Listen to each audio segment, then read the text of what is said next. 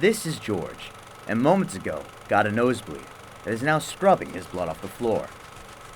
George never really understood why he get nosebleeds. Maybe it was because of stress.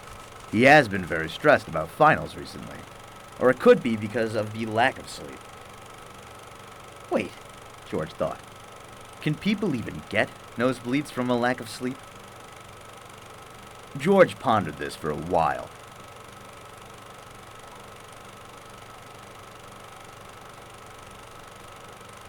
What am I doing? Thought George. I can't believe I let myself get distracted. I'm supposed to be cleaning this bloody mess. I'm supposed to be angry at myself for adding to the pile of stuff I was supposed to clean today. And I already spent 3 minutes on this. And probably going to spend 3 more minutes. 6 minutes! 6 minutes! Like my whole day is shot. And I can't clean tomorrow because I have a paper due. George once again gets distracted. George is trying to find his earbuds. He cannot think straight without them, or rather, does not want to think straight. He has to be constantly entertained, because, if he isn't, he has to think about things, and thinking about things causes him to reflect on himself and who he is as a person. Is he good? Bad? You remember that awful thing he did to Stephen Milton back in the 6th grade?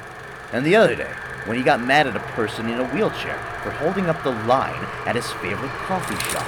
And then suddenly, as George begins to reflect more, he fears that he is truly pet. Well, that's a relief, George sighs.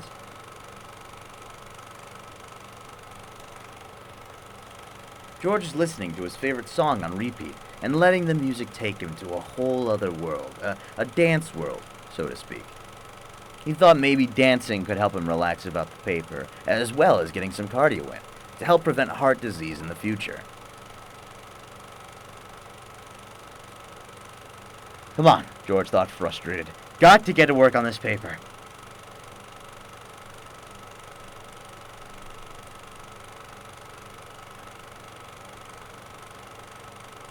George forgot he finished the bottle yesterday, and never called the pharmacy to refill. Now, we couldn't just go to the pharmacy, it's an hour walk there, and he never got a driver's license because of an irrational fear of cars he had since he was a kid.